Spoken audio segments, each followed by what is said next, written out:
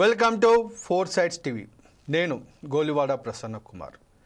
ఏ దేశమైనా ఏ ప్రాంతమైనా అభివృద్ధి చెందాలంటే అక్కడ పారిశ్రామికంగా అభివృద్ధి జరగాల్సిందే. కార్మికులు లేకుండా పారిశ్రామిక అభివృద్ధి అనేది అది కల్లా. అటువంటి కార్మికులు వారి చెమట చుక్కలు అదేవిధంగా రక్తపు బిందువులు చిందించి వారు పారిశ్రామిక అభివృద్ధి చేస్తుంటే కేంద్ర రాష్ట్ర ప్రభుత్వాలు కార్మికుల యొక్క హక్కులను కాలరాస్తూ ఉన్నాయి. ఏదైతే కేంద్ర ప్రభుత్వం తీసుకున్నటువంటి 4 లేబర్ కోడ్లను వ్యతిరేకిస్తూ జాతీయ సంఘాలు ఇచ్చినటువంటి సార్వత్రిక సమ్మె జూలై 9 అంటే రేపు సార్వత్రిక సమ్మెకు పిలుపునివ్వడం జరిగింది.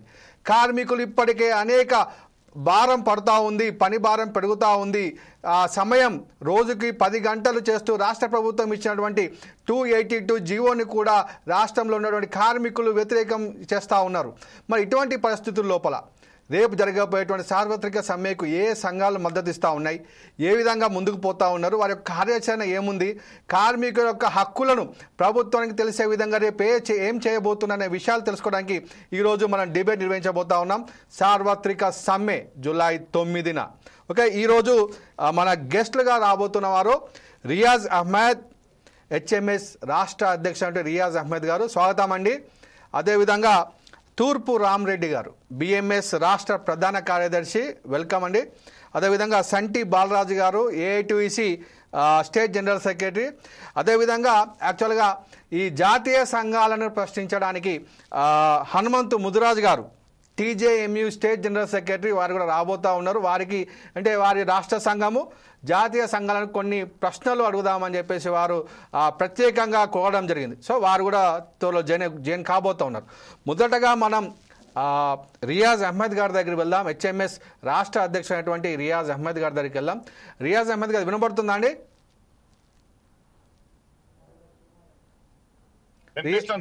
రియాజ్ అహ్మద్ గారు, ఏదైతే ఇప్పుడు రేపు జరగబోయే సార్వత్రిక సమ్మెకు హెచ్ఎంఎస్ జాతీయ సంఘంగా మీరు దాని పిలుపునివ్వడం జరిగింది. కార్మికులు శ్రమ దోపిడీకి గురవుతూ ఉన్నారు. కేంద్ర ప్రభుత్వం తీసుకొచ్చిన 4 లేబర్ కోడ్లు కూడా ఆమోదయోగ్యమైనవి కావు. అవి కార్పొరేట్ కంపెనీలకు అదేవిధంగా పెట్టుబడిదారులకు మాత్రమే అనుకూలంగా ఉన్నాయని చెప్పేసి కార్మికులు ఆరోపణలు చేస్తున్నారు. దీని మీద మీరు ఏ విధంగా స్పందిస్తారండి రియాజ్ అహ్మద్ గారు? కామ్రేడ్స్, వాస్తవానికి భారతదేశంలో ఉన్న కార్మిక వర్గం టోటల్ గా ఇంగ్లీష్ వాళ్ళని తరిమి కొట్టి ఆ కాలంలోనే మనం చట్టాలు తీసుకొచ్చినాం. అది ప్రొటెక్షన్, రక్షణ కవచం లాగా కార్మిక వర్గానికి ఉన్నాయి. దాన్ని మార్చవలసిన అవసరం లేదు. వీళ్ళకి ఎందుకు దుర్బుద్ధి పుట్టిందో, ఆలోచన ఎందుకు వచ్చిందో చట్టాలు మార్చేసి తీసేసి కోర్టు తీసుకురావడాన్ని చెప్పడం జరుగుతుంది. ఇది జీవన మరణ సమస్య కార్మిక వర్గంకి. ఇప్పుడు ఉన్న చట్టాలనే పొలిటికల్ గా ఇన్వాల్వ్ అయ్యి రకరకాల వేధింపులు చేస్తున్నారు. ఇంకా కోడ్ వచ్చిన తర్వాత బతకనివ్వరు. ఠేకేదారీ సిస్టమ్ పాత కాలంలో ఎట్లుందో అట్లా ఉంటది. కనుక ఆ చట్టం కోడ్ ను వ్యతిరేకించవలసిన బాధ్యత కార్మికుడు అనే ప్రతి ఒక్కరి పైన ఉన్నది. ఇక బిఎంఎస్ వాళ్ళు ఈ మధ్యలో మేము కాలం చేయండి వద్దు వద్దు అంటారు. వాళ్ళు కార్మిక వర్గంలో ఉంటారా బయటికి పోతారా వాళ్ళు డిసైడ్ చేసుకోవాలి. దీంతో వాళ్ళ చరిత్ర బట్టబయలు అయింది. కనుక కార్మిక వర్గం అనే బొగ్గు పరిశ్రమలో ఆల్ ఇండియాలో ఉన్న బొగ్గు పరిశ్రమ మొత్తం అలజడి ఉన్నది. ప్రతి ఒక్కరు సమ్మెలో పాల్గొనడానికి సిద్ధంగా ఉన్నారు. సింగరేణి వ్యాప్తంగా కూడా సింగరేణి కార్మికులు అందరూ 1 డే టోకన్ స్ట్రైక్ నిరవధిక సమ్మె కొరకు కూడా వెనక ఆడరు అన్నది మీ అందరికీ తెలుసు. ఎప్పటికైనా సింగరేణిలో గానీ ఎక్కడైనా గానీ ఐక్య పోరాటాలు ఎప్పుడు ఫెయిల్ కాలేదు. ఇండివిజువల్ పోరాటాలు ఫెయిల్ అయినాయి, చరిత్ర చెప్తుంది. కనుక ఈ కోడ్లకు వ్యతిరేకంగా సమ్మె చేయక ఓకే రియాజ్ అహ్మద్ గారు స్టక్ అయినట్టున్నారు, వీడియో ఫ్రీజ్ అయింది. AITC state general secretary Santi Balaraju గారు, సార్ ఏదైతే ఇప్పుడు 4 లేబర్ కోడ్స్ అని చెప్పారో ఆ 4 లేబర్ కోడ్స్ ఏమిటి, అవి వాటి వల్ల ఏ విధంగా కార్మికులకు నష్టం జరుగుతున్న విషయాన్ని మా యొక్క వీక్షకులకు ఫస్ట్ ఎక్స్ప్లెయిన్ చేసిన తర్వాత సమస్య చెప్పండి సార్. సంటి బాలరాజు గారు. అందరికీ నమస్కారం. నమస్తే. ఇప్పుడు ఏంటంటే సార్ రియాజ్ అహ్మద్ గారు ఒక నిమిషం ఆగండి. రియాజ్ అహ్మద్ గారు, సంటి బాలరాజు గారు మాట్లాడుతున్నారు, మళ్ళీ మీ దగ్గరకు వస్తానండి. బాలరాజు గారు కంటిన్యూ అండి.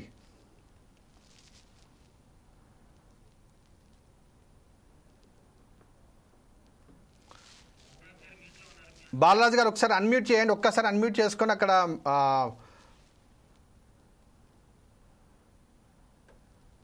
హలో, ఓకే అండి, ఇప్పుడు మాట్లాడండి. వినపడుతుందా? ఓకే.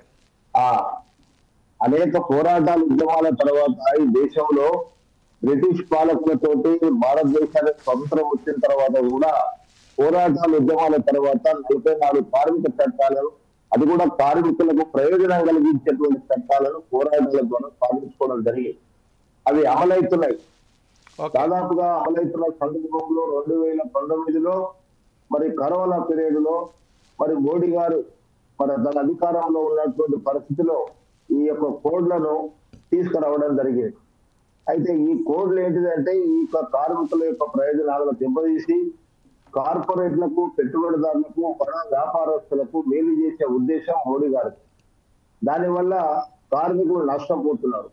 ఏదో ఉదాహరణకి ఏంటిదంటే ఈ కోడల వల్ల ఈ కోడలు ఎవరికి ప్రయోజనం కలిగిస్తాయంటే పెట్టుబడిదారులకు, కానీ Okay. కార్మికులకు నష్టాలు చేస్తాయి. ఆ కార్మికులకు నష్టాలు చేసేటువంటి కోడ్లను మేము తీవ్రంగా వ్యతిరేకిస్తూ ఇప్పటికే ఈ దేశంలో 21 సార్లు సమ్మెలు చేసినాం. ఓకే. అన్ని కార్మిక సంఘాలు కలిపారు. సమ్మెలు చేస్తున్న మరి కేంద్ర ప్రభుత్వం కడుగు కూడా వెనుకడుగు వేయకుండా దాన్ని కొనసాగించుకునే ప్రయత్నం చేస్తుంది తప్ప వెనుకడుగు వేస్తలేదు. దాని వ్యతిరేకంగా రేపు దేశవ్యాప్తంగా కోట్లాది మంది కార్మికులు, దాదాపు 47 కోట్ల మంది కార్మికులు రేపు సమ్మెలో పాల్గొని Okay. దేశవ్యాప్తంగా పెద్ద ఎత్తున ఇది చేస్తున్నాం. ఓకే. హలో, ఓకే, వినబడుతుంది, చెప్పండి. అయితే ఏదైతే ఇప్పుడు 4 లేబర్ కోడ్స్ అన్నారు కదా, ఆ 4 లేబర్ కోడ్స్ ఏంటండి, అవి చెప్పండి. సంటి బాలరాజు గారు హలో, వినబడుతుందండి? ఇప్పుడు 4 లేబర్ కోడ్స్ కు వ్యతిరేకంగా మీరు రేపు సమ్మె చేపట్టున్నారు కదా, ఆ 4 లేబర్ కోడ్స్ ఏమిటండి అవి? 4 లేబర్ కోడ్లు ఏంటంటే కార్మికులకు ఉపయోగం ఉన్నటువంటి లాభాలు ఉన్నటువంటి వీటిని ఒకటి వేతనాల కోడ్. ఓకే. హలో, వినబడుతుంది, చెప్పండి ఒకటి చెప్పండి. వేతనాలకు అవును. అంటే వేతనాల కోడ్ అంటే వేతనాలు చెల్లించేటువంటి దాన్ని ప్రభుత్వం దాన్ని కార్పొరేట్కరణ చేసి కార్పొరేట్లకు, పెట్టుబడిదారులకు అధికారాలు ఇచ్చి ఆ వేతనాలను తగ్గించేటువంటి పరిస్థితి ఉంది. ఓకే. ప్రతి 2 సంవత్సరాలకు ఒకసారి, 5 సంవత్సరాలకు ఒకసారి వాళ్ళు వేతనాలు పెంచుకుంటున్న ఒక సందర్భాన్ని ఈ వేతనాలు పెంచకుండా కేంద్ర ప్రభుత్వం ఈ కుట్రవల్లి ఈ వేతనాల కోడ్ను తీసుకురావడం జరిగింది. ఓకే. అదే విధంగా అంటే పారిశ్రామిక వివాదాల చట్టం, ఓకే. పారిశ్రామిక వివాదాల కోడ్ తీసుకొచ్చి ఆ ఓకే. కోడ్ కూడా ఏం చెప్తుందంటే కార్మికులకున్న 8 గంటల పనిదినాన్ని ఈ రోజు 10 గంటలు చేయడానికి ప్రభుత్వం కుట్రవల్లి దాన్ని 10 గంటలు పెంచుతుంది. ఓకే. అదే సందర్భంలో చూస్తే వేతనాల విషయంలో కూడా సమ్మె చేసేటువంటి హక్కు ఆ పారిశ్రామిక ఈ యొక్క కోడ్ వల్ల సమ్మె చేసేటువంటి హక్కు కూడా తీసేయబడ్డది. సమ్మె చేస్తామని చెప్పి నోటీస్ ఇస్తే అరెస్ట్ చేసి జైలు పెడతారు. అదే Okay. విధంగా గతంలో సమ్మె హక్కు ఉంది. ఆ సమ్మె హక్కును కాల రాస్తున్నటువంటి బీజేపీ ప్రభుత్వం ఈ కోడ్లను తీసుకురావడం జరిగింది. కాబట్టి ఈ కోడ్లు ఏవైతున్నాయో ఈ కోడ్లు మరి పారిశ్రామిక వివాదాల కోడ్ కానీ, లేదా వేతనాల కోడ్ కానీ, అదే విధంగా ఈ సామాజిక భద్రత కోసం ఉన్నటువంటి సోషల్ సెక్యూరిటీ ఓకే. వాటిని కూడా మరి ఇవన్నీ కూడా తీసుకురావడం జరిగింది. అదే విధంగా వృత్తిపరమైనటువంటి భద్రత, ఆరోగ్యము, అదే సందర్భంలో వర్కింగ్ కండిషన్స్ లో కూడా పెట్టాలని చెప్పేసి మరి ప్రభుత్వం తెచ్చిందంటే ఏది కూడా ఉపయోగకరంగా లేనటువంటి పరిస్థితి. ఓకే. కాబట్టి ఈ సమ్మె జరుగుతుంది. ఈ సమ్మె తప్పనిసరిగా విజయవంతం అవుతుందని చెప్పి తెలియదు. ఓకే. తూర్పు రామరెడ్డి గారు బిఎంఎస్ రాష్ట్ర ప్రధాన కార్యదర్శి ఉన్నారండి? తూర్పు రామరెడ్డి గారు, సార్ ఏదైతే ఇప్పుడు ఏఐటీసీ నాయకులు చెప్పారో 4 లేబర్ కోడ్స్ని మేము వ్యతిరేకిస్తూ ఉన్నాము, అవి కార్మికులకు తీవ్రంగా అన్యాయం చేసే విధంగా ఉన్నాయని చెప్పేసి కూడా వారు అనడం జరిగింది. మరి బిఎంఎస్ ఈ 4 లేబర్ కోడ్లను సమర్థిస్తుందా? రేపు సార్వత్రిక సమ్మెలో పాల్గొంటున్నారా లేదా అండి బిఎంఎస్ నాయకులు? సార్, అందరికీ నమస్కారం అండి. ఇప్పుడు భారతీయ మజ్దూర్ సంఘం అనేటువంటిది రేపు సమ్మెలో పాల్గొనట్లేదు. ఓకే. ఎందుకంటే ముఖ్యంగా కోడ్ ఆన్ వేజెస్ 2019, ఓకే. ఈ 2019 కోడ్ ఆన్ వేజెస్ ఏదైతే 4 చట్టాలను కలిపి ఇంతకుముందు బాలరాజన్న చెప్పినట్టు వేజెస్ కలిపి ఒక కోడ్ కింద చేశారు. ఓకే. దీని ద్వారా కార్మికులకు అంటే దేశం మొత్తంలో లోవర్ లెవెల్ మినిమం వేజ్ అనేటువంటిది కార్మికులకు ప్రయోజనకరంగా ఉంది కాబట్టి దీని భారతీయ మజ్దూర్ సంఘం స్వాగతిస్తున్నదండి. ఓకే. రెండోది, మన మిత్రులు చెప్పినట్టు స్వాతంత్రం రాకముందు నుంచి ఉన్నటువంటి చట్టాలు వాస్తవమే. అవన్నీ కూడా 44 చట్టాలు ఏవైతే ఉన్నాయో వాటన్నిటిని కలిపి 4 కోళ్ల కింద ఏదైతే చేయడం చేసిందో దీంట్లో మొట్టమొదటిది కోడ్ ఆన్ వేజెస్ 2019 ఓకే 4 కోడ్లు కలిపి చేశారండి. రెండోది social security code, social security 9 చట్టాలు కలిపి ఇది ఒక కోడ్ కింద చేశారండి. ఓకే. ఈ సోషల్ సెక్యూరిటీ కోడ్ ద్వారా ఈరోజు భారతదేశానికి స్వాతంత్రం వచ్చి 76 సంవత్సరాలు అవుతుందా? ఓకే. ఇంతకుముందు 49 కోట్ల మంది భారతీయులకు సోషల్ సెక్యూరిటీ లేదనేటువంటిది మనందరికి తెలిసిన విషయం. అవును. కానీ ఈ యొక్క సోషల్ సెక్యూరిటీ కోడ్ ద్వారా అన్ఆర్గనైజ్డ్ సెక్టార్స్, ఇప్పటి వరకు కేంద్ర ప్రభుత్వ ఉద్యోగులకు, రాష్ట్ర ప్రభుత్వ ఉద్యోగులకు, ఆర్గనైజ్డ్ సెక్టర్ అంటే ఇండస్ట్రీలలో పనిచేసేటువంటి కార్మికులకు కొద్ది మందికి తప్ప ఈ యొక్క సోషల్ సెక్యూరిటీ అనేటువంటిది అందట్లే. ఈఎస్ఐ కానీ, పిఎఫ్ కానీ అట్లాంటివి. కాబట్టి ఈ యొక్క కోడ్ అంటే దేశంలో ఉన్నటువంటి అనార్గనైజ్ సెక్టార్కి సంబంధించినటువంటి కార్మికులు ఎవరైతే ఉన్నారో వారందరికీ కూడా ఈ యొక్క కోడ్ ద్వారా సెక్యూరిటీ ఎలా కవర్ చేయాలనేటువంటిది చెప్తా ఉన్నారు. కాబట్టి దీని యొక్క ఆలోచన చేసి దీని ద్వారా కూడా ఈరోజు మనం చూసినట్లయితే మన రాష్ట్రంలో మరి జొమాటో కానీ, స్విగ్గీ కానీ, ఫుడ్ సప్లై ఈ మధ్యన ఎట్లా వస్తున్నారు, ఊబర్ కానీ, ఇలాంటి కార్మికులకి సోషల్ సెక్యూరిటీ అనేటువంటి అనార్గనైజ్డ్ సెక్టార్ కార్మికులను కవర్ చేస్తున్నందుకు ఈ యొక్క 2 కోడ్లను బిఎంఎస్ స్వాగతిస్తున్నారు సార్. ఓకే. ఇంకొక 2 కోడ్లలో మరి ఇంతకుముందు మిత్రుడు చెప్పినట్టు సమ్మె హక్కు, తర్వాత ఇండస్ట్రీ క్లోజింగ్ కు 100 మంది ఉంటే 300 మంది పరిమితి పెంచడం, అవును, తర్వాత దీని ద్వారా కార్మికులకు నష్టం జరుగుతుంది అనేటువంటిది మరి బిఎంఎస్ కూడా సవరణ చేయాలనేటువంటిది బిఎంఎస్ యొక్క డిమాండ్ అండి. అవును. దీంట్లో ఇంకోటి ఏంటంటే అండి, ఇప్పుడు ఏదైతే కార్మిక సంబంధాల కోడ్ ఏదైతే ఉందో ఇండస్ట్రియల్ రిలేషన్ కోడ్ 2020లో మీరు అన్నట్టు ఇంతకుముందు 100 మంది ఉండి ప్రభుత్వం అనుమతి తీసుకోవాల్సి ఉండే ఇది పరిశ్రమ రద్దు చేయడానికి. కానీ ఇప్పుడు 300 మంది కన్నా తక్కువ ఉంటే అవసరం లేదు, ప్రభుత్వం అనుమతి అవసరం లేకుండానే వారు మూసివేయచ్చు. అంటే దీనివల్ల కార్మికుల హక్కులకి భంగం కలిగినట్టే కదండి. దీనికి ఇది ఏ విధంగా సమర్థనీయం? ఇది మనము స్వాగతించట్లేదు సార్. సార్ ఇక్కడ గమనించండి, ఈ యొక్క కోడ్ని మనము సవరణ చేయాలంటున్నాం భారతీయ మజ్దూర్ సంఘం. ఓకే. కార్మికులకు ప్రయోజనం 2 కోడ్లు స్వాగతిస్తున్నాము. 2 కోడ్లలో సమ్మెలో పాల్గొంటేనే కదా అవుతుంది. ప్రభుత్వం మీ చేతిలో ఉంది కదా, మీరు చెప్పచ్చు కదా. చెప్పకుండా మేము సగం మాట ఎందుకు? టోటల్ గా కార్మిక వర్గం ఒకటి కావాలి. మనం కార్మికులకు గరీబులను ప్రొటెక్ట్ చేయాల్సిన బాధ్యత ఉంది కామ్రేడ్. ప్రభుత్వం మా చేతిలో ఉన్నది, ప్రపంచం అంతా తెలుసు మా చేతిలో ఉన్నదా లేదా పాలకులు ఎవరు అనేది. అయితే ఇంకొక విషయం ఏమంటున్నా అంటే చర్చల ద్వారా మనం సాధించుకున్నటువంటి కొన్ని విషయాలు మేము ముందుకు తెస్తాం. ఓకే. ఇప్పుడు సమ్మె నోటీస్ ఇచ్చినాక కూడా చర్చలు రాకపోతే ఎట్లా సార్? సమ్మె నోటీస్ ఇచ్చినాం, చర్చిందామని మాట్లాడినా కూడా మాట కూడా కేర్ చేయకుండా అమలు చేస్తే ఎట్లా బయట? ఒక్కసారి ఆలోచించండి మీరు కూడా.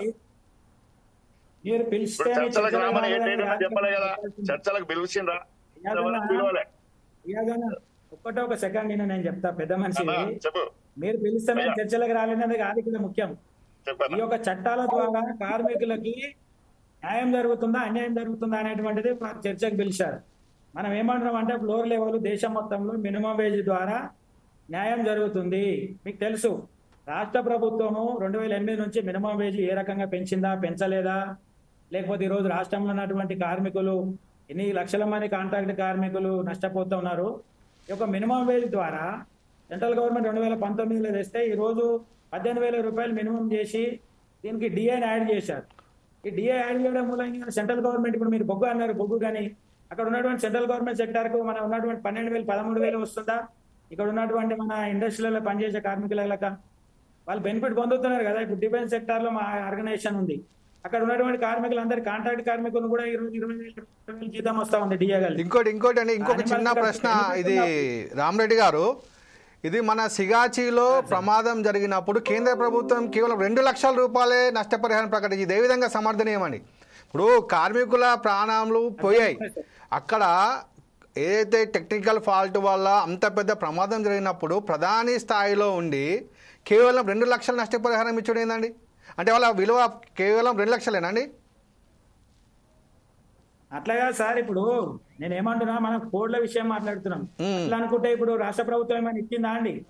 ఇప్పుడు నేను ఏమంటున్నా, రాష్ట్ర ప్రభుత్వం ఇచ్చిందా? కంపెనీ ద్వారా ఇప్పిస్తామని చెప్పారు. ఓకే, కంపెనీ ద్వారా ఇప్పించడానికి రాష్ట్ర ప్రభుత్వం ఏం భాగస్వామ్యం ఉంది? అవును. అంటే ఏదేమైనా కానీ కార్మికులు చివరికి కార్మికులే బలవుతున్నారు తప్ప సంస్థలకు ఏం ప్రాబ్లం లేదు. ఎందుకంటే వాళ్ళు ఇక్కడ కాకపోతే ఇంకొకడ పెట్టుకుంటారు కంపెనీ. రామరెడ్డి అన్న భాయ్ సాబ్, ఒకవేళ ప్రభుత్వాలు మనకు న్యాయం చేయకపోయినా కోల్ ఇండస్ట్రీలో ఇంక్లూడింగ్ బిఎంఎస్ కూడా ఉంది, హై పవర్ కమిటీ అని వేసి జీతాలు 12,000 రోజుకు 1,200 జీతము హై పవర్ కమిటీలో మేము నిర్ణయించడం జరిగింది.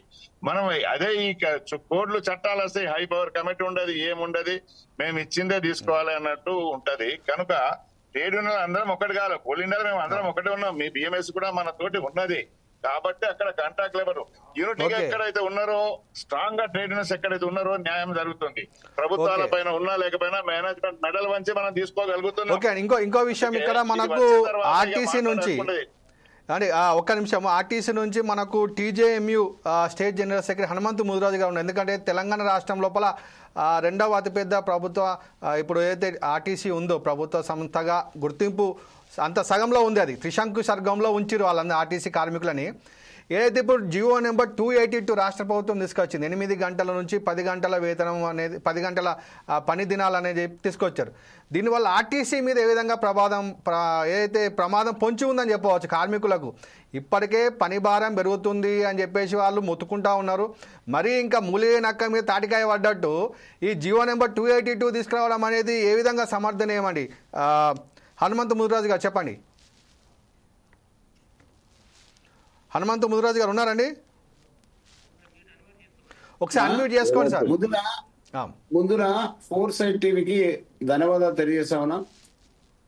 ఇందులో పాల్గొన్నటువంటి రియాజ్ భాయ్కి, అదేవిధంగా జాతీయ సంఘ నాయకులకు మీ అందరు కూడా ప్రత్యేకంగా ధన్యవాదాలు తెలియజేస్తూ, ఏదైతే 282 ఏదైతే సర్కార్ ఇచ్చిందో ఆ యొక్క చట్టం ఏది తీసుకొచ్చారో దాని 10 గంటల వరకు అని చెప్తా ఉన్నారు, వారంలో 48 గంటలు అని చెప్తా ఉన్నారు.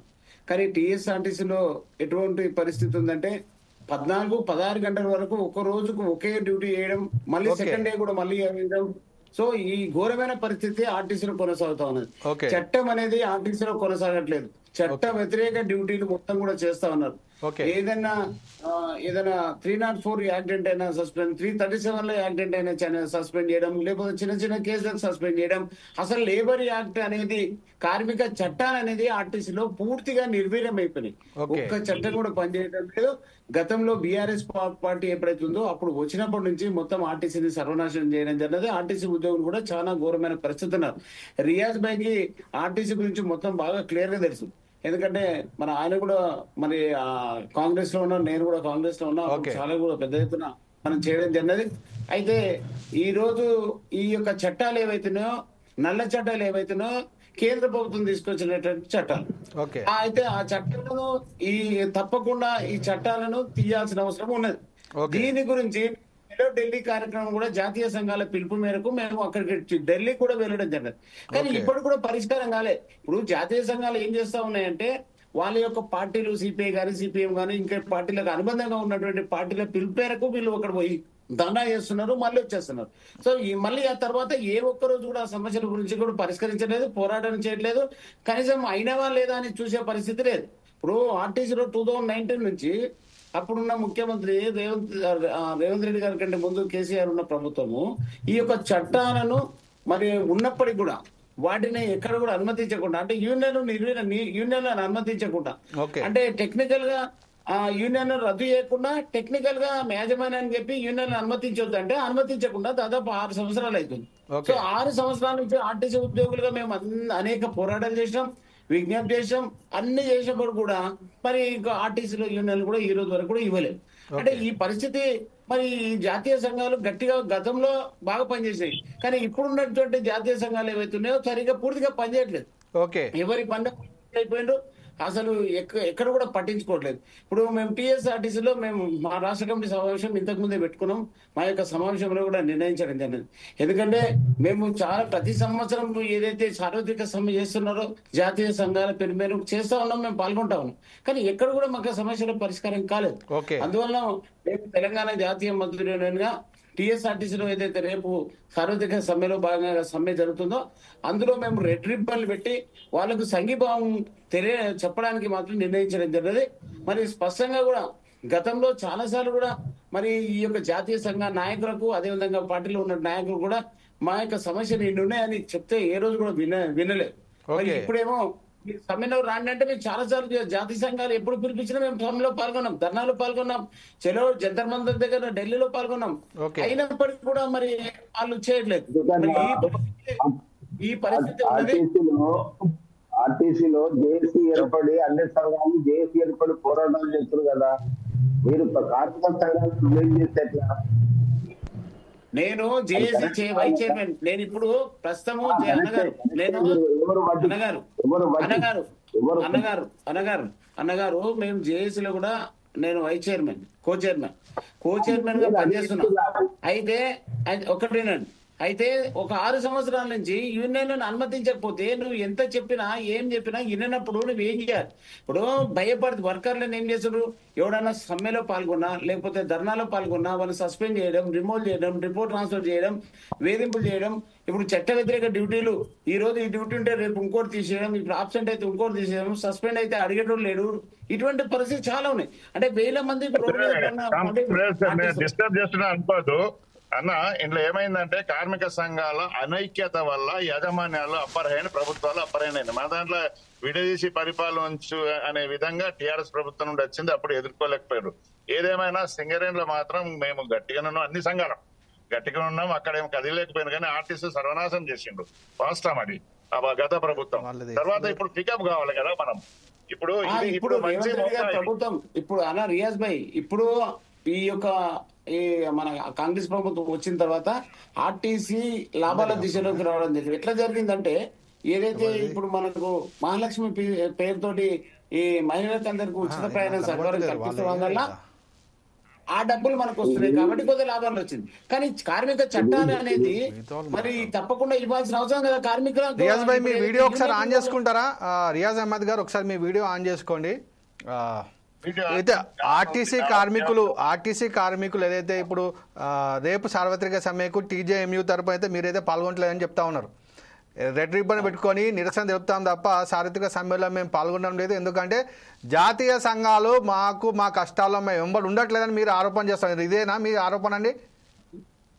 ఇప్పటి వరకు కూడా జాతీయ సంఘాలు ఆర్టీసీ గురించి ప్రత్యక్షంగా గానీ పరోక్షంగా గానీ ఈ రోజు వరకు ఏ రోజు కూడా ఒక నిర్ణయం తీసుకొని ధర్నా గానీ లేకపోతే ఏదైనా ప్రోగ్రామ్ ఇప్పటివరకు చేయలే. వాళ్ళు చెప్పిన ఎన్నో సార్లు. మొత్తం ఆర్టీసీలో ఎంతమంది కార్మికులు ఉన్నారండి? హనుమంతమూర్తి మొత్తం ఎంతమంది కార్మికులు ఉన్నారు ఆర్టీసీలో? ఆర్టీసీ ఎంప్లాయీస్ యూనియన్ జేఏసీ ఏర్పడిన తర్వాత ఎండీ ఆఫీస్ ముందుగా పెద్ద ఎత్తున ధర్నా జరిగింది. అదే సందర్భంగా రౌండ్ సమావేశాలు జరుగుతున్నాయి. ప్రభుత్వం తీసుకునేటువంటి కార్మిక వ్యతిరేక విధానాల వ్యతిరేక ఎక్కడ కూడా జాతీయ సంఘాలు ఏ కార్మికులు కూడా రాజకీయాలకు అతీతంగా కార్మిక వర్గం కోసం పనిచేస్తాయి. ఇప్పుడు కూడా ప్రస్తుతం ఉన్నటువంటి పరిస్థితులలో ఈ కోడ్ల వ్యతిరేకత జరుగుతుందో దీంట్లో ప్రధానంగా 2026లో మనం పోరాటం చేస్తే యూనియన్ పెట్టుకునేటువంటి హక్కు వచ్చింది. ఆ యూనియన్ పెట్టుకునేటువంటి ఇప్పుడు ఈ కోడ్లకు వ్యతిరేకంగా కోడ్లకు వ్యతిరేకంగా జరుగుతున్న దానికి పోరాటం చేయడానికి స్వాగతిస్తున్నాం. కానీ ఎన్ని రోజులు 1 సంవత్సరం నుంచి పోరాటం చేసి ఈ చట్టాలు వచ్చి సంవత్సరం 2 ఏళ్ళు అవుతుంది. మరి ఇంకా ఏదో పేరుకు సంవత్సరానికి ఒకసారి సమ్మె చేసి వదిలిపెడితే ఎట్లా సమస్యలు పరిష్కారం అవుతాయి అన్న? ఇప్పుడు దేశంలో ఉన్న జాతీయ సంఘాలన్నీ కూడా ఒకటి కావాలి కదా. మీరు చెప్పినట్టే ఒకవేళ సమ్మెలు చేయకుండా పోరాటాలు చేయకపోతే పరిష్కారం అవుతాయా? పోరాటం చేయాలంటున్నా, మీరు సరిగ్గా చేయట్లేదు అంటున్నా. మీరు పోరాటం చేయాల్సిందే, పోరాటం సరిగ్గా చేయట్లేదు. సంవత్సరానికి 2 సార్లు దేశవ్యాప్తంగా ఈ సమ్మెలు జరుగుతున్నాయి, ఒక్కోసారి జరుగుతలేదు. మనం నోటీసులు ఇస్తున్నాం, నోటీసులు ఇస్తే ప్రభుత్వం కానీ యజమాన్యాలు కానీ పిలిచి మాట్లాడాలి, పిలవడం లేదు, మాట్లాడాలని చర్చించడం లేదు. అలాంటి పరిస్థితుల్లోనే సమ్మె ఇవ్వాల్సి వస్తుంది. ప్రభుత్వం ఏంటంటే మీరు అన్నట్టు మీరు అన్నట్టు అన్నగారు సంవత్సరానికి 2 సార్లు సమ్మె చేస్తున్నాం. కానీ సమ్మె చేస్తే ప్రభుత్వం అని పిలిచి మాట్లాడాలి, లేకపోతే యాజమాన్యం పిలిచి మాట్లాడాలి. ఎవరు కూడా మాట్లాడకుండా మీరు వంతుకు సమ్మె చేసి వదిలిపెడితే ఎట్లా ఓకే ఓకే రియాజ్ అహ్మద్ గారు, ఏదైతే ఇప్పుడు హనుమంతు ముదిరాజు గారు చెప్పినట్టు జాతీయ సంఘాలు ఆర్టీసీకి కార్మికులకు పూర్తి స్థాయిలో మద్దతు ఇస్తలేవు, ఆర్టీసీ కార్మికుల పక్షాన్ని నిలబడతలేరు అంటారు. దీని మీద మీరు స్పందన ఏంటండి? అది తప్పు అన్న. గతంలో తప్పు. గతంలో మీరు సమ్మె నోటీస్ ఇచ్చినప్పుడు, సమ్మె చేసినప్పుడు ఆర్టీసీ కార్మికులు సింగరేణి వ్యాప్తంగా ఉన్న మంచిర్యాల, గోదావరి కని, బెల్లంపల్లి, కరీంనగర్ బస్ డిపో అంతా, ఎందుకంటే జేఏసీగా మనం రాష్ట్ర వ్యాప్తంగా రియాజ్ భాయ్ మీరు ఆ రోజు సమ్మె చేసినప్పుడు మద్దతు సమ్మె చేసిన వాళ్ళపైన నక్సలైట్లని ముద్ర వేసినా కూడా మేము బలపడలే. లేదు, మీరు సమ్మెకు మద్దతు ఇవ్వట్లేదు అనలేదు. మేము ఏమంటాం అంటే మేము చేసిన పోరానికి మద్దతు ఇస్తున్నారు, కానీ మీరు జాతీయ స్థాయిలో ఉండి ఏం చేస్తున్నారు అనేది ఇంపార్టెంట్ కదా. అవును, అది ఇప్పటి వరకు ఏం చేయలే.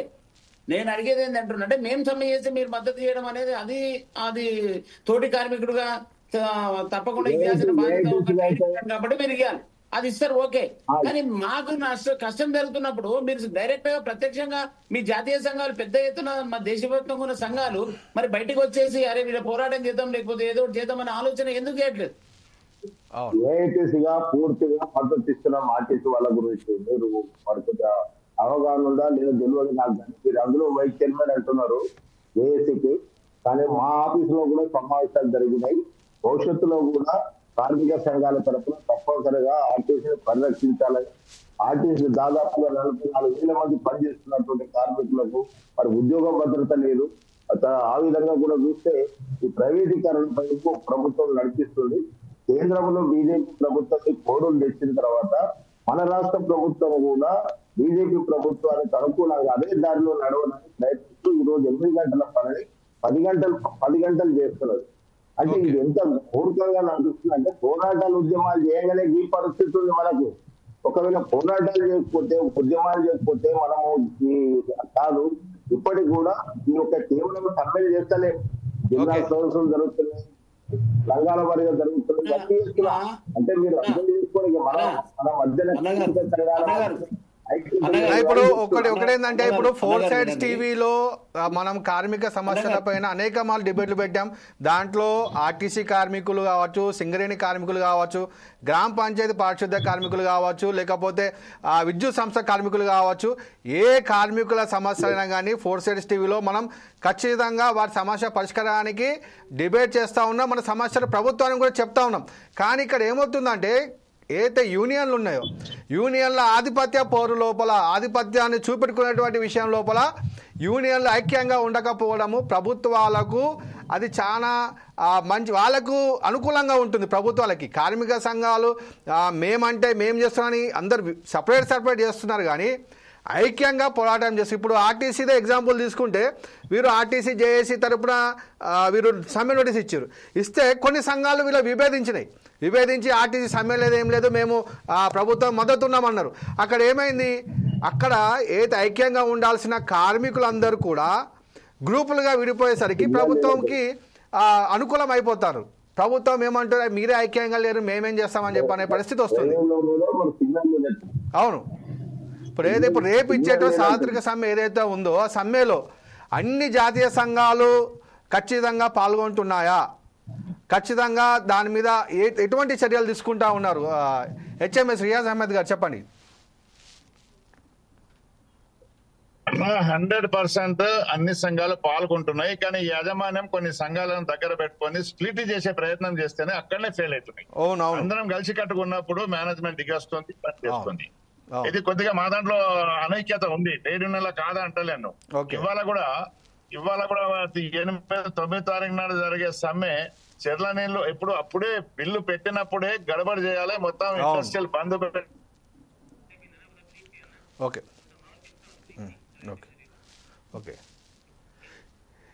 ఏదైతే జూలై 9 అందరూ గుర్తుపెట్టుకోండి, జూలై 9 సార్వత్రిక సమ్మె. భారతదేశంలో ఉన్న 40 కోట్ల మంది కార్మికులు ప్రకటించిన సార్వత్రిక సమ్మె. కార్మిక శక్తి ఏదైతే కేంద్ర ప్రభుత్వము 4 లేబర్ కోడ్లను తీసుకొచ్చిందో 4 లేబర్ కోడ్లకు వ్యతిరేకంగా జాతీయ సంఘాలన్నీ కూడా ఏదైతే రేపు సార్వత్రిక సమ్మెకు పిలుపునివ్వడం జరిగింది. ఏదైతే కార్మికులకు ముఖ్యంగా చూసుకుంటే లేబర్ కోడ్లలో చూసుకున్నాక వేతనాలకు కూడా ఏదైతే కోడ్ ఆఫ్ వేజెస్ 2019లో కేంద్ర ప్రభుత్వం తీసుకొచ్చిందో ఆ కోడ్ లోపల వేతనాలు, బోనస్ మరియు సమాన పనికి సమాన వేతనం వంటి అంశాలను కోడ్ అనేది నియంత్రిస్తూ ఉన్నది. ఇది జీతాలు సకాలంలో చెల్లించడం కోసము, కనీస వేతనాలు నిర్ధారించడం కోసము ఇటువంటి నిబంధనలు కలిగి ఉన్నప్పటికీ ఇటువంటి కార్మిక కోడ్లు తీసుకొచ్చినప్పుడు 29 కార్మిక చట్టాలు ఏవైతే ఉన్నాయో ఆ చట్టాలన్నింటినీ కూడా కేంద్ర ప్రభుత్వం రద్దు చేసి 4 లేబర్ కోడ్లను తీసుకురావడం జరిగింది. రెండో లేబర్ కోడ్ చూసుకున్నాక కార్మిక సంబంధాల కోడ్, ఇండస్ట్రియల్ రిలేషన్ కోడ్ 2020 ఇదిని కూడా తీసుకురావడం జరిగింది. ఈ కోడ్లు ఏంటంటే కార్మిక సంఘాల రిజిస్ట్రేషన్, సమ్మెలు, లే ఆఫ్ మరియు వివాద పరిష్కారాలని ఈ కోడ్ తీసుకొచ్చింది. ఇది చూసుకుంటే కనుక 300 మంది కంటే తక్కువ ఉద్యోగులున్న సంస్థల్లో లే ఆఫ్ అంటే కంపెనీ మూసివేతకు ప్రభుత్వం అనుమతి అవసరం లేదు. గతంలో 100 మంది ఉన్నా కానీ ప్రభుత్వం అనుమతి తీసుకోవాల్సి ఉండే. సమ్మెకు 14 రోజుల ముందు నోటీసు ఇవ్వాల్సి ఉండే. ఇంకోటి ఏంటంటే ఇప్పుడు కొత్త తీసుకొచ్చిన లేబర్ కోడ్లలో కార్మిక సంఘాల రిజిస్ట్రేషన్ని చాలా కఠిన నిబంధనలు కూడా పెట్టినట్టు తెలుస్తూ ఉంది. మరి ఏదైతే ఇప్పుడు కార్మిక సంఘాలు పెట్టుతనే కార్మికులకు లాభం జరుగుతుంది, కార్మికుల కోసం పోరాడుతూ ఉంటారు. మరి ఇటువంటి చట్టాలను తీసుకొచ్చినప్పుడు ఏ విధంగా మీరు బిఎంఎస్ తరపున మీరు ఏ విధంగా ఏ కోడ్లను మీరు వ్యతిరేకిస్తూ ఉన్నారండి? తూర్పు రామరెడ్డి గారు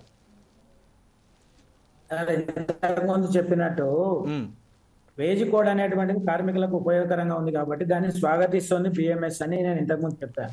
ఓకే, ఇప్పుడు దీని ద్వారా బోనస్ చట్టం మారింది, మినిమం వేజ్ సెంట్రల్ గవర్నమెంట్ మార్చింది. ఓకే, దాని తర్వాత ఇప్పుడు ఇంకోటి ఏంటంటే సమాన పనికి సమాన వేతనం అన్నారు. ఇప్పుడు సమాన పనికి సమాన వేతనం అనేది అసలు ఇంప్లిమెంట్ అయ్యే అవకాశం ఉందా అండి? ఇప్పుడు రాష్ట్ర ప్రభుత్వం కానీ కేంద్ర ప్రభుత్వం కానీ అవుట్సోర్సింగ్ లోపల ఉద్యోగాలను తీసుకుంటా ఉన్నారు. అయితే పర్మనెంట్ ఎంప్లాయీకి లక్షల్లో జీతం ఉంటుంది, అవుట్సోర్సింగ్ ఎంప్లాయీకి కేవలం 20,000 ఉంటుంది. ఎట్లా సమాన సమాన వేతనం ఎక్కడ పాసిబుల్ అవుతుంది? తప్ప మీది లక్షల ఉద్యోగాలు 10 వేసిన 10 వాళ్ళకు కూడా 1,00,000 ఉద్యోగం రావాల్సిందే. అవును, వారికి 1,00,000 జీతం వస్తుంది, తక్కువ వస్తుంది లేదు. అది ఇంప్లిమెంటేషన్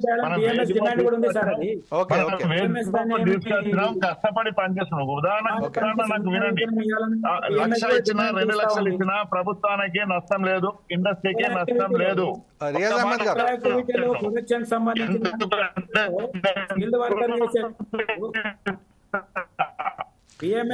అహ్మద్ గారు మీ వాయిస్ బ్రేక్ అవుతుందని మీ కారు ఆపుకోండి. బిఎంఎస్ రామరెడ్డి గారు మాట్లాడుతూ ఉన్నారు. అదే ప్రతి ఏమైనా పర్మనెంట్ కార్మికులకు జీతం ఎక్కువ ఉంది, కాంట్రాక్ట్ తక్కువ ఉంది. కాంట్రాక్ట్ కూడా నమ్మకపోతే వ్యవస్థ తీసుకొచ్చిన మనం కార్పొరేట్ వ్యవస్థకు న్యాయం చేయడానికి అని అంటున్నాం కదా. ఇక రాష్ట్రంలో మనం ఫస్ట్ ఉన్నటువంటిది మన రాష్ట్రం చూద్దాం. ఈ యొక్క రాష్ట్రం లోపల మనం ఎంతమంది కార్మికులు నష్టపోతా ఉన్నారు ఈ రోజు. కనీసం ఏదైతే వేజ్ కోడ్ అనేది కనుక స్వాగతిస్తే దేశం మొత్తంలో కొన్ని కోట్ల మందికి లాభం జరుగుతుంది కదా. కనీసం సమాన పనికి మనం బిఎంఎస్ గా డిమాండ్ చేస్తున్నాం, దాన్ని ఇవ్వద్దని చెప్పట్లే. కనీసం ఇవాళ ఏంటంటే ఇండస్ట్రియల్ మినిమం వేజ్ 10,000, 12,000 పైన ఏ రకంగా బతుకుతారండి కార్మికుడు? దాంట్లో లాభం ఉన్నప్పుడు లాభం ఉన్నటువంటి దాన్ని మనం స్వాగతిస్తున్నాం అంటున్నాం. మీరు అన్నట్టు ట్రేడ్ యూనియన్ యాక్ట్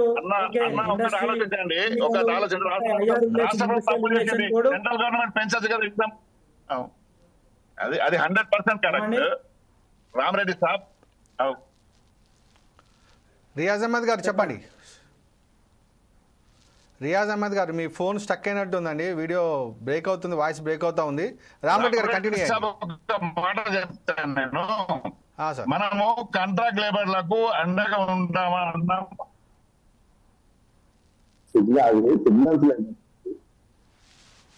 కాంట్రాక్ట్ లేబర్కి అండగా ఉంటున్నాం అంటారా సార్? ఇప్పుడు మనం ఏదైతే రాష్ట్ర ప్రభుత్వం మినిమం వేజ్ ఇవ్వాలనే ధర్నాలు చేస్తున్నాం. ఇప్పుడు ఇచ్చినటువంటి సమ్మెలో కూడా ఉన్నది. ఈ యొక్క సమ్మెలో జాయింట్ యాక్షన్ కమిటీ అన్నాం కదా సార్. నేను ఒక చిన్న వివరణ ఇస్తా. కార్మిక సంఘాలన్నీ కలిసి పోరాటం చేయట్లేదు అని. మొన్నటి వరకు 10 సంవత్సరాలు టీఆర్ఎస్కే యూనియన్ ఎక్కడ ఉందండి? అది ఆల్రెడీ గవర్నమెంట్లో భాగస్వామ్యం. మరి వాళ్ళు కూడా ఈరోజు జేఏసీలో జాయిన్ అవుతున్నాం, మేము మినిమం వేజ్ పెంచాలి, లేకపోతే మోడీ గారు ఈ దేశానికి 4 కోట్ల ద్వారా కార్పొరేట్ కంపెనీలకు న్యాయం చేస్తున్నారు అని చెప్పడం ఎంతవరకు న్యాయం? ఇప్పుడు మిత్రులు ఉన్నారు, రాలేదు. ఇప్పుడు ఉన్నటువంటి ఏంటి కాంగ్రెస్ ప్రభుత్వం కనీసం ఇప్పుడన్నా చాలా మంది కొన్ని లక్షల మంది కార్మికులు ఎదురు చూశారు. మన జూన్ 2 తెలంగాణ ఏర్పడత డేట్ నాడు మరి రేవంత్ రెడ్డి గారన్నా కనీసం ఆ మినిమం వేజ్ జీవోలు పాస్ చేస్తే, సవరణ చేస్తే కనీసం కొన్ని లక్షల మందికి లాభం జరుగుతుందని. కనీసం ఇక్కడ మినిమం వేజే లేదు, సమాన పనికి సమాన వేతనం. సుప్రీంకోర్టు జడ్జిమెంట్ అది, అడగడంలో తప్పు లేదు. చట్టం ఉన్నది సార్, అది 1976లో సమాన పనికి సమాన వేతనం అనే చట్టం ఉన్నది. ఆ చట్టాన్ని సవరించకుండా బాలరాజు గారు వీడియో ఆన్ చేసుకోండి సార్, మీ వీడియో రావట్లేదు. బాలరాజు గారు వీడియో ఆన్ చేసుకోండి. ఇది వ్యతిరేకమా కాదా? కార్మిక వర్గానికి వ్యతిరేకమా కాదా? చట్టాలు అమలు చేసుకోవడం, సమానమైన పనికి సమాన వేతనం అంటే స్త్రీ పురుషులకు సమానం ఉండాలి, అది కదా దాని అర్థం. కానీ ఇది ఏమైపోయిందంటే కాంట్రాక్ట్ వర్కర్లు పనిచేసినా, పర్మనెంట్ వాళ్ళు పనిచేసినా సమానం ఉండాలి వేతనం. ప్రభుత్వానికి బీజేపీ ప్రభుత్వం అమలు చేయదు దీని. దాని దృష్టిలో పెట్టుకొని ఈ కోడ్లను తీసుకొచ్చి పెట్టుబడిదారులకు కాకపోతే వేలు చేస్తారు. దానికి వ్యతిరేకంగా సమ్మె.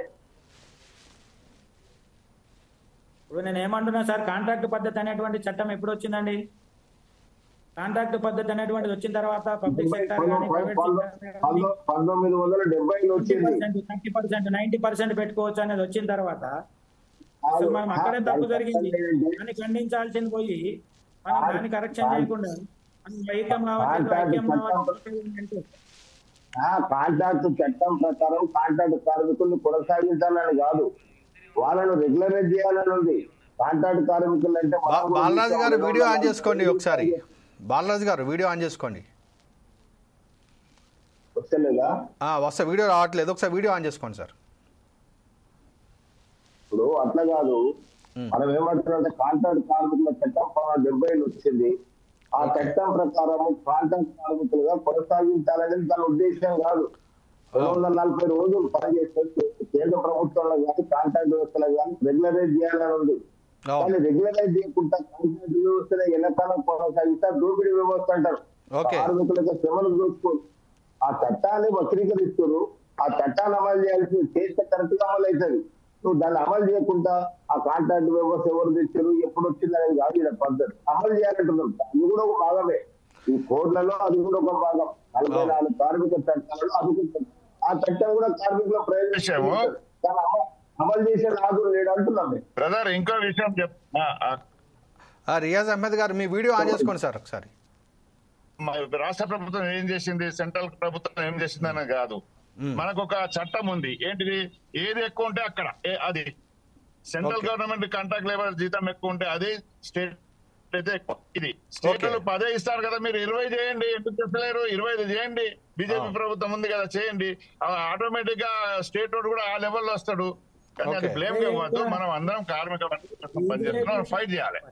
ఓకే, ఏదైతే ఇప్పుడు రియాజ్ అహ్మద్ గారు ఇప్పుడు ఏదైతే మనకి ఇప్పుడు 4 లేబర్ కోడ్ల గురించి మీరు రేపు సార్వత్రిక సమ్మె ఇస్తా ఉన్నారు, దాని 4 లేబర్ కోడ్ మొత్తాన్ని మీరు వ్యతిరేకిస్తా ఉన్నారు, లేకపోతే బిఎంఎస్ వారు దాని 2 లేబర్ కోడ్లు మేము స్వాగతిస్తా ఉన్నాము, రెండింటిని మేము వ్యతిరేకిస్తా ఉన్నాం అని చెప్పి బిఎంఎస్ అంటారు. మీరు ఇప్పుడు మొత్తం అన్నిటిని వ్యతిరేకిస్తా ఉన్నారా, లేకపోతే దాంట్లో ఏమైనా పనికొచ్చేవి కూడా ఉన్నాయా, అది చెప్పండి సార్. పనికి రానిది అన్నది ఒక్కటి కూడా లేదు, అన్ని పనికి వచ్చేటే. అదే రక్షణ కవచం లాగా ఉన్నాయి చట్టాలు, దాన్ని తీసేసి ప్రైవేట్ రంగ పరిశ్రమలకు అనుకూలంగా చేసే చట్టాలన్న మార్పు తీసుకొస్తున్నాం, దాన్ని మేము వ్యతిరేకిస్తున్నాము. ఆ చట్టాలు మార్పు చేయాల్సిన అవసరం ఏమొచ్చింది? ఒకటి చెప్పండి, ఇగో ఇది చెడ్డది ఉన్నది, ఇది తీసేస్తున్నాం, దానికంటే మంచిది తీసుకొస్తామని చెప్పండి. చర్చల ద్వారా పెట్టండి, పిలిచి 5 జాతీయ సంఘాలు ఉన్నాయి కదా, పిలిచి మాట్లాడండి. లేదు మాట ముచ్చట లేదు, డైరెక్ట్ అమలు చేస్తామంటే ఎట్లా వైసా? ఇప్పుడు ఏదైతే ఈ నల్ల చట్టాలు అని మీరు అంటా ఉన్నారు, ఈ 4 లేబర్ కోడ్లని ప్రిపేర్ చేసేటప్పుడు ఈ కార్మిక సంఘాలను అడగలేదా ప్రభుత్వము? కార్మిక సంఘాల నిపుణులతోటి ఇవి మేము చేస్తా ఉన్నామని చెప్పి పిలవలేదా? ఓకే, పాస్ చేసిన ఖతం అయిపోయింది. ఓకే, అడిగినప్పుడు కూడా మనం జవాబు ఇచ్చినాం. ఓకే వాళ్ళు అడిగినప్పుడు రాతపూర్వకంగా ఇచ్చినప్పుడు అక్రాస్ ద టేబుల్ జరగలే.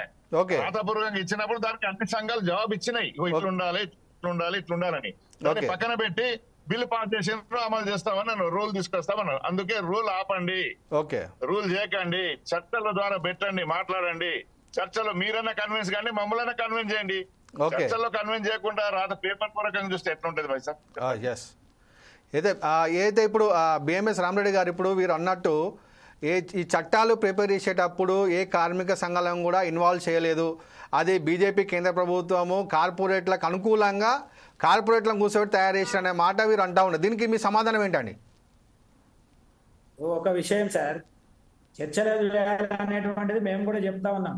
2 కోట్లు వ్యతిరేకిస్తున్నాము, ఆ 2 కోట్లలో నష్టం జరిగేటువంటి పాయింట్లు ఏవైతే ఉన్నాయో మనం కంపల్సరీ కేంద్ర ప్రభుత్వం దృష్టికి చూపించాలి. అవి అవును ఇప్పుడు చెప్పిన మీకంటే ముందే పర్మిషన్ ఉండేది ఇండస్ట్రీ క్లోజింగ్ కు, అది 300 చేస్తున్నాం. 300 ప్రైవేట్ సెక్టర్ ఎన్ని ఇండస్ట్రీస్ ఉంటాయి? అది చాలా 1-2 ఉంటాయి రాష్ట్రంలో. ఇప్పుడు నాకు తెలిసిన కాడికి ఒక 4-5 కంపెనీలు తప్ప ప్రైవేట్ సెక్టర్ లో లేవు 300 పైన 300 పనిచేసే కంపెనీలు చాలా తక్కువగా ఉంటాయి. అవును తక్కువ ఉంటాయి. బట్ దాన్ని మనం తొలగించాలి, పాతదే కంటిన్యూ చేయాలంటే. ఏదైనా చట్టంలో తప్పు ఉన్నట్లయితే మనం ఖచ్చితంగా దాన్ని హైలైట్ చేస్తూ దాన్ని మార్పు చేయాలనేటువంటి ఉద్యమం చేయడం తప్పులేదు. ఓకే. ఇప్పుడు మీరు బిఎంఎస్ లోపల ఏమన్నా తీర్మానం చేశారా ఈ చట్టాలకు వ్యతిరేకంగా ఏమన్నా? రామరెడ్డి గారు, ఇప్పుడు ఏదైతే ఇప్పుడు చట్టాలు ఇప్పుడు ఏదో 4 లేబర్ కోడ్స్ ఉన్నాయో వాళ్ళ మీద తీర్మానం చేశారా మీరు?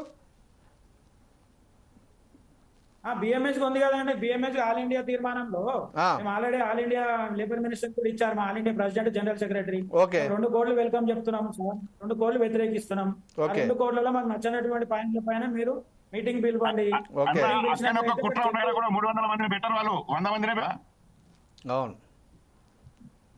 పిలవండి, పిలిచిన తర్వాత చర్చిద్దాం, చర్చించిన తర్వాత దాంట్లో సవరణలు చేయాలనే విషయం చెప్తున్నాం మేము.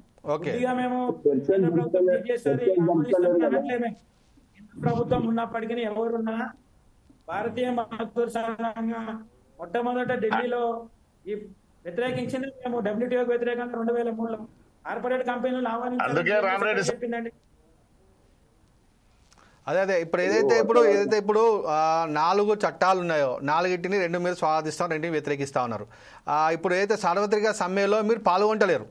కరాఖండిగా బిఎంఎస్ కార్మిక సంఘం అయితే తేల్చి చెప్పింది, మేము జాతీయ సంఘాలు ఇచ్చినటువంటి సార్వత్రిక సమ్మెకి మేము పాల్గొంటలేము అని చెప్పేశారు. అయిపోయింది. ఇప్పుడు ఏదైతే ఈ సమస్యలు ఉన్నాయో ఈ సమస్యలు కేంద్ర ప్రభుత్వం దృష్టి తీసుకుపోతా ఉన్నారా మీరు? అవునండి, ఖచ్చితంగా. ఎందుకంటే నేను చెప్పేది 2022లో అప్పుడు కేంద్ర ప్రభుత్వము ఇండస్ట్రియల్ అంటే ప్రైవేట్ పరం చేయడం, తర్వాత డిస్ఇన్వెస్ట్మెంట్, వీటన్నిటిపైన దేశవ్యాప్తంగా ఉన్నటువంటి మా ఆల్ ఇండియా కమిటీ ప్రతి రాష్ట్రంలో సెమినార్స్ పెట్టి ఒక పబ్లిక్ సెక్టార్ ఏదైతే కార్పొరేషన్ చేయడం, ప్రైవేట్ పరం చేయడం వ్యతిరేకించి మరి ఒక సెమినార్ ద్వారా అందరి తరఫున ఇండస్ట్రీస్ ప్రాఫిట్ ఎన్ని ఉన్నాయి, పబ్లిక్ సెక్టార్, తర్వాత సవరణలు చేస్తే నైట్ సైడ్ వెండింగ్, ఆ రకంగా చేసిన తర్వాత మేము ఒకటి ఇచ్చామండి కేంద్ర ప్రభుత్వానికి. అదే విధంగా ఈ రోజు ఈశ్రమ్ పోర్టల్ వచ్చిందండి. మీకు చిన్న ఎగ్జాంపుల్ గుర్తు చేస్తా. ఈశ్రమ్ పోర్టల్ ద్వారా స్వాతంత్రం చిన్న సంవత్సరాలు అయినా అనార్గనైజ్ సెక్టార్ ఎంతమంది ఉన్నారు ఎవరు తెలియదు. వాస్తవమే ట్రేడ్ యూనియన్ గా ఉద్యమం చేస్తున్నాం, పోరాటం చేస్తున్నాం. కానీ ఈశ్రమ్ పోర్టల్ అనేటువంటిది అనార్గనైజ్ సెక్టార్ వర్కర్లకి సోషల్ సెక్యూరిటీ ఇవ్వాలనేది పిఎంఎస్ సూచించడం మూలంగా ఒక పోర్టల్ క్రియేట్ చేసిందండి కేంద్ర ప్రభుత్వం. ఆ యొక్క పోర్టల్లో మంది కార్మికులు వాళ్ళంతా ఎన్రోల్ చేసుకుంటున్నారు. దాంట్లో దాని యొక్క బెనిఫిట్లు ఏమి ఇవ్వాలనేటువంటిది మళ్ళీ దాని చర్చల కొన్ని మంచి కార్యక్రమాలు కూడా చేశారు, కొన్ని కార్పొరేట్లకు అనుకూలంగా కూడా చేస్తూ ఉన్నారు. అది అందరూ తెలుస్తూ ఉన్నది. ఇప్పుడు ఏదైతే రేపు జరగబోయేటువంటి సార్వత్రిక సమ్మెకు మన సంటి బాలరాజు గారు ఏఐటీసీ జనరల్ సెక్రటరీ గారు రేపు ఏదైతే సార్వత్రిక సమ్మెకు మీకు పిలుపునిచ్చారో కార్మికులకు మీరు ఇచ్చే సందేశం ఒకసారి మీరు చెప్పండి. కార్మికులందరూ కూడా ఈ మా టీవీ ద్వారా 4 Sides టీవీ ద్వారా కార్మికులకు మీరు ఇచ్చే సందేశం ఏంటండి రేపటి సార్వత్రిక సమ్మె గురించి? ప్రధానంగా అనేక పోరాటాలు సాధించుకున్న ఈ యొక్క కార్మిక చట్టాలు 4 కోడ్లు తెచ్చిన తర్వాత ఆ 4 కోడ్లు కూడా ప్రధానంగా యూనియన్ పెట్టుకున్నట్టు ఫస్ట్ కార్మికులు 7 యూనియన్లు పెట్టుకుంటే రిజిస్ట్రేషన్ అయింది. బీజేపీ ప్రభుత్వం ఈ కోడ్ల వల్ల 100 మంది కంటే తక్కువ మంది సంతకం చేస్తే యూనియన్ రిజిస్ట్రేషన్ చేస్తారు. అది ఎవరి ప్రయోజనాలకు కావడానికి చేస్తలేరని చెప్పి అడుగుతున్నాం. అదే విధంగా పారిశ్రామిక నివారణ చట్టం ప్రకారం సమ్మె చేసి హక్కుంది, సమ్మె నోటీస్ ఇచ్చే హక్కుంది. ఇప్పుడు ఏం చేసిండ్రు, సమ్మె నోటీస్ ఇస్తే వాళ్ళని అరెస్ట్ చేసి జైల్లో పెట్టేటువంటి అధికారాన్ని ఈ ప్రభుత్వం తీసుకొచ్చి ఈ రోజు బెదిరిస్తుంది సమ్మె చేయొద్దని. ఇలాంటి పరిస్థితుల్లో మేము దీన్ని వ్యతిరేకిస్తున్నాం. అదేవిధంగా సామాజిక భద్రత కోడ్ విషయానికి వస్తే ప్రధానంగా ఉద్యోగులకు సంబంధించినటువంటి వరకు ప్రమాద నష్టపరిహారం చట్టం. ఈ రోజు ప్రమాదాలు జరుగుతున్నాయి. నిన్న శివాజీ ఫ్యాక్టరీలో ప్రమాదం జరిగితే కేంద్ర ప్రభుత్వం ఇచ్చినటువంటి డబ్బు 2 లక్షల రూపాయలు బిచ్చమిచ్చినట్టు ఇచ్చేది. ఇది ఏ పరిస్థితి? ప్రమాద నష్టపరిహార చట్టం 73 ప్రకారం ఇవ్వాల్సినటువంటి అవసరం. ఈఎస్ఐ చట్టం అమలవుతుంది, ప్రావిడెంట్ ఫండ్ చట్టం అమలవుతుంది, కనీస వేతనాల చట్టం పెరుగుతున్న ధరలు ఒక పక్కుంటే కనీస వేతనాలు చెల్లించేటువంటి పరిస్థితి కూడా ఈ ప్రభుత్వానికి చేతనెత్తలేదు. కేంద్ర ప్రభుత్వానికి సంబంధించినటువంటి కార్మిక శాఖలు, రాష్ట్ర ప్రభుత్వానికి సంబంధించిన కార్మిక శాఖలు ఈ వెలు పెంచకుండా 10 గంటలు పెంచి మరింత కార్మికుల మీద భారం వేస్తున్నటువంటి పరిస్థితులు కూడా మేము తీవ్రంగా వ్యతిరేకిస్తున్నాం.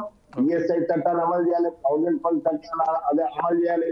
అదే విధంగా ఎంప్లాయ్మెంట్ ఎక్స్చేంజ్ ఉండేది గతంలో, ఇప్పుడు ఎంప్లాయ్మెంట్ ఎక్స్చేంజ్ ఎవరు అన్ని కాంట్రాక్ట్ పద్ధతి ఎవరు కూడా ఎంప్లాయ్మెంట్ ఎక్స్చేంజ్ ద్వారా వస్తున్నటువంటి పరిస్థితి లేదు. అదే మెటర్నిటీ బెనిఫిట్ లీవ్లు మహిళలకు వాళ్ళకి ఏమున్నది, ఉద్యోగ భద్రతలతో మెటర్నిటీ లీవ్ దొరుకుతున్నారు. 26 వారాలు ఏదో మెటర్నిటీ లీవ్ కూడా ప్రపోజల్ చేశారు వాళ్ళు. అవును, 6 నెలలు ఇంటికాడ ఉన్న తర్వాత ఆ కాంట్రాక్టర్ గారు ఆ వ్యక్తిని పెట్టుకోవడం మళ్ళీ ఈ విధంగా వాళ్ళకి ఉద్యోగం నుంచి తీసేసేటువంటి పరిస్థితి ఉంది. అసలు వాళ్ళ గర్భం మీదకి వచ్చిందా అనేటువంటి పరిస్థితిని ఈ బీజేపీ ప్రభుత్వం కల్పించినటువంటి పరిస్థితిని కూడా చెప్తున్నాం. అదేవిధంగా సినిమా వర్కర్లు కానీ బిల్డింగ్ వర్కర్స్ అనేక పోరాటాలు చేసినటువంటి 96లో బిల్డింగ్ వర్కర్ చట్టం వచ్చింది. ఆ చట్టంలో లక్షల కోట్ల రూపాయలు ఉన్నాయి. అవి వాళ్ళు కలిపిపోతే ఈనాడు వాళ్ళు ఎవరైనా బిల్డింగ్ కడితే 10 లక్షల రూపాయల పైన కూడా కలిపితే వాళ్ళు పర్సెంట్ చేసి చెల్లించాలి. ఆ చేసి వసూలు చేస్తున్నటువంటి పరిస్థితి వారు చనిపోతే ఎవరు దిక్కులేరు.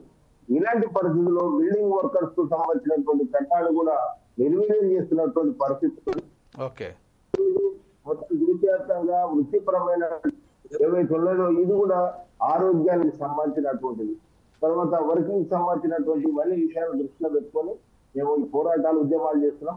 కేవలం మన మిత్రులు చెప్పినట్టు మేము ఏదో సమ్మెలు చేస్తలేము, సమ్మెలు చేయడం వల్ల మాకేం ఇంట్రెస్ట్ లేదు. కానీ ప్రభుత్వం సమ్మె నోటీస్ ఇచ్చినప్పుడు చర్చలకు పిలిచి మాతో మాట్లాడి ఈ సమ్మెను ఆపండి, ఈ విధమైన హామీ ఇస్తే సమ్మె అవుతుంది. కానీ ప్రభుత్వం ఒండిగా అవుతున్నది. మరి తప్పనిసరి పరిస్థితిలో పోరాటంలో దిగాల్సి వస్తుంది. ఇప్పటికైనా మేము బీజేపీ ప్రభుత్వం చూస్తున్నాం, ఈ సమ్మెను ఆపేది కోసం మీరు ఒక పార్వలతో రండి, కార్మిక వర్గాన్ని పిలవండి, చర్చలు జరపండి, వారికి అన్యాయం చేయకండి. వాళ్ళు కూడా భారతీయులే, మేమంతా ఓట్లు వేసినటువంటి వల్ల మేము భారతదేశంలో పార్లమెంట్ రానికి ప్రభుత్వం ఏర్పాటు అయ్యడానికి. అలాంటి పరిస్థితుల్లో కార్మిక వర్గాన్ని వ్యతిరేకంగా ఈ ప్రభుత్వం ఉండొద్దని మేము ఈ సమ్మెను చేస్తున్నాం. ఈ సమ్మె దేశవ్యాప్తంగా కొనసాగుతుంది. ఏదో కొద్ది మంది కొన్ని సంఘాల వాళ్ళు ప్రభుత్వానికి అనుకూలంగానో లేకపోతే కార్మిక వ్యతిరేకులు ఈ విధమైనటువంటి వాళ్ళు ఉంటారు, ఉండరని కాదు. కాబట్టి అటువంటి కూడా వాళ్ళకి అర్థమవుతుంది ఎవరు పోరాటాలు చేస్తారో, ఎవరు ఉద్యమాలు చేస్తారో. దీని ద్వారా ఏంటంటే కార్మిక వర్గానికి ప్రయోజనం కలిగించాలి. ఈ దేశం కార్మికుల ద్వారానే ప్రపంచం మొత్తంలో భారతదేశం అభివృద్ధి చెందుతున్నటువంటి విషయాన్ని కూడా దృష్టిలో పెట్టుకోవాలని కోరుతుంది.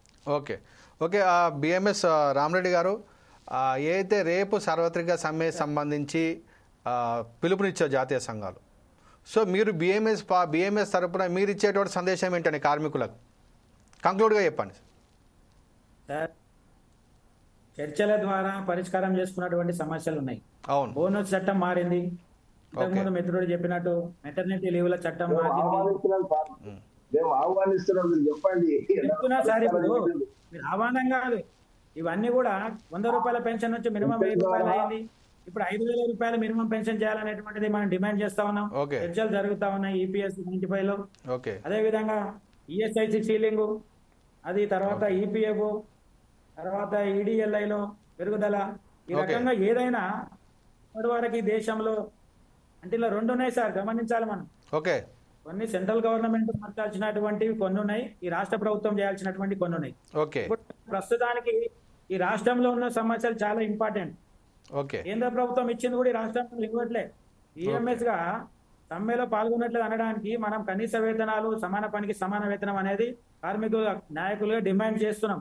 ఓకే కానీ రాష్ట్రంలో కనీస వేతనాల సవరణ సుప్రీంకోర్టు కూడా చెప్పింది.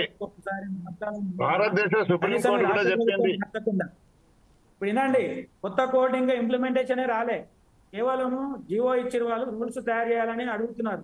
మనకు ఉన్నటువంటి ఇప్పుడు తెలంగాణ గవర్నమెంట్ ఇంతకుముందు మిత్రుడు చెప్పాడు హనుమంతన్న, ఆర్టీసీ కార్మికులని సమ్మె చేయకుండా ఇక్కడ ఉన్నటువంటి గత ప్రభుత్వము ఏ రకంగా వాళ్ళని వాళ్ళకు ఉన్నటువంటి హక్కులను కాలకిచ్చిందనేది మనం గమనించాల్సింది ఏంటంటే, మనం ఇక్కడ ఉన్నటువంటి రాష్ట్రంలో మొట్టమొదట ఇక్కడ ఇంప్లిమెంటేషన్ చేయాలనేటువంటిది మనం ఫస్ట్ డిమాండ్ చేయాల్సిన అవసరం ఉంది. కాబట్టి కార్మిక సంఘాలన్నీ కలిసి రావాలి అని అంటే, ఇంతకుముందు నేను అదే చెప్పబోయాను, కార్మిక సంఘాలన్నీ కలిసి రావాల్సిందే కార్మికుల న్యాయం ప్రయోజనం కోసం. కానీ ఇక్కడ ఉన్నటువంటి మన లోపల ఉన్నటువంటి అనైక్యత మూలంగా ఇక్కడ రాష్ట్ర ప్రభుత్వం సంబంధించినటువంటి విషయాలు మనం మోడీని తిడతా ఉన్నాం. నేను అదే విషయం ఏంటంటే, రాష్ట్ర ప్రభుత్వం కనీస వేతనాలు మార్చాలి. ఇంతకుముందు మిత్రుడు చెప్పాడు, భవన నిర్మాణ కార్మికులకి సంక్షేమ బోర్డు ఉన్నది, దాని నుంచి డబ్బులను ఇష్టారాజ్యంగా వాడేస్తున్నారు. కానీ దాని యొక్క లాభాలు ఎవరికి చెందాలి? భవన నిర్మాణ కార్మికులకు మాత్రమే చెందాలి. అది ఎవరు వాడారు? కేంద్ర ప్రభుత్వం వాడిందా? ఇక్కడ ఉన్నటువంటి కేసీఆర్ గారు వాడారు, తర్వాత రేవంత్ రెడ్డి గారు వాడుతున్నారు. ఇవన్నీ కూడా ఫస్ట్ మనం ఈ రాష్ట్రంలో మన ఇల్లు మనం చక్క పెట్టుకోవాల్సినటువంటి అవసరం ఉన్నది అనేటువంటిది నా యొక్క సూచన అండి, సలహా అనుకోండి.